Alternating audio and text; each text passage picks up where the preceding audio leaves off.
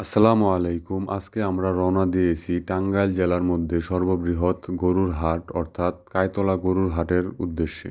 এই হাটটি প্রতি সপ্তাহে শনিবার হয়ে থাকে। যেহেতু ঈদের পরবর্তীতে আমাদের গরু মহিষ সব বিক্রি করা শেষ হয়ে গেছে, তাই আমরা পুনরায় গরু বা মহিষ কেনার উদ্দেশ্যে এই হাটে রওনা দিয়েছি। যেহেতু কোরবানি ঈদের পর আজকে দ্বিতীয় হাট, তাই আমরা এই হাটের মধ্যে গরু বা মহিষের দাম কিরকম হয় সেগুলো আপনাদেরকে জানানোর চেষ্টা করব এবং এই হাটটির মধ্যে কি পরিমাণ গরু এবং মহিষ উঠে থাকে সেগুলো আপনাদেরকে দেখানোর চেষ্টা করব। ঈদের পরই অর্থাৎ ঈদের পরের যে আমরাই হাট রয়েছে, সেই হাট থেকে আমরা একটা গাভী কিনেছি এবং ঈদের পর দিন থেকে এলাকার মধ্য থেকে একটা ষাঁড় বাচ্চা কিনেছি। এগুলোও আপনাদেরকে অন্য একটা ভিডিওতে দেওয়ার চেষ্টা করব। বাজারে ঢুকতেই দেখি প্রচুর গরু মহিষের আমদানি হয়েছে বাজারে এবং প্রচুর পরিমাণের ব্যাপারী ঢুকেছে বাজারটিতে।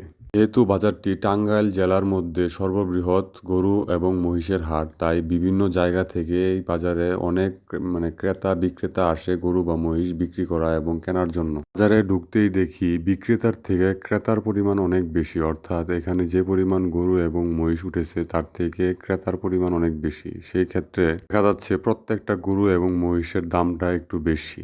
আমাদের চোখের সামনে কতগুলা গরু এবং মহিষ বিক্রি হয়েছে। আমার কাছে মনে হয়েছে এই গরু এবং মহিষগুলার নির্দিষ্ট দাম থেকে 5,000 বা 7,000 টাকা বেশি দিয়ে মানুষ ক্রয় করতেছে। আমার বাড়িতে যেহেতু মহিষের একটা বাচ্চা রয়েছে, আমি চেষ্টা করেছিলাম যে ওই বাচ্চার সাথে একটা বাচ্চা কেনার জন্য। আজকে প্রচুর পরিমাণের মহিষের আমদানি হয়েছে, কিন্তু প্রত্যেকটা মহিষের দামটা একটু বেশি, অর্থাৎ পার পিস প্রায় 7,000 10,000 টাকা করে বেশি আমার কাছে মনে হয়েছে। আপনারা এখানে দেখতে পাচ্ছেন বাচ্চা মহিষের এখানে কি পরিমাণ মানুষের ভিড় রয়েছে। এখানে প্রত্যেকটা মানুষই ক্রেতা। আমার কাছে একটা জিনিস মনে হয়, সেটা হচ্ছে যে কোনো জিনিস অর্থাৎ গরু বা মহিষ কেনার ক্ষেত্রে যদি আপনি কেনার মধ্যে লাভবান না হতে পারেন, তাহলে বিক্রি করার ক্ষেত্রে কোনো সময়ই লাভবান হবেন না। আমাদের পকেটে টাকা থাকলে আমরা কি করি, যে কোনো জিনিস একটা পছন্দ হলে সেটা সর্বোচ্চ দাম দিয়ে কেনার চেষ্টা করি, কিন্তু পরবর্তীতে যে এই জিনিসটা বিক্রি করতে হবে সেই চিন্তা একেবারের জন্যও করি না। এই বাজারটিতে দুইটা অ্যালবিনো মহিষ উঠেছিল, দেখতে খুবই সুন্দর লাগতেছিল। প্রথমত গরু বা মহিষ ক্রয় করার ক্ষেত্রে মাথা ঠান্ডা রেখে ক্রয় করতে হবে। এখানে দুইটা মহিষ বিক্রি করা হয়েছে। ভাই কত হয়েছে ভাই? দুইটা কত হয়েছে? 235।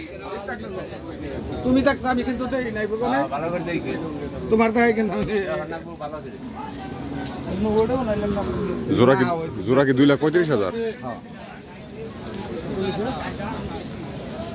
অনেকক্ষণ মহিষের বাজারে ঘোরাঘুরির পর আমাদের বোঝা হয়ে গেছে যে এইসব রেটে মহিষ ক্রয় করলে সেক্ষেত্রে লাভবান হওয়া সম্ভব নয়। পরবর্তীতে আমরা গাভীর বাজারে আসলাম গাভী কেনার উদ্দেশ্যে, কিন্তু গাভীর বাজারে এসে দেখি ব্যাপারীরা এবং কসাইরা যেগুলা পছন্দনীয় গাভী রয়েছে সেগুলা সর্বোচ্চ দাম দিয়ে ক্রয় করে ফেলেছে, তাই আমাদের গাভী কেনাও হলো না। আজকের মতো এ পর্যন্তই। সবাই ভালো থাকবেন, সুস্থ থাকবেন। আসসালামু আলাইকুম।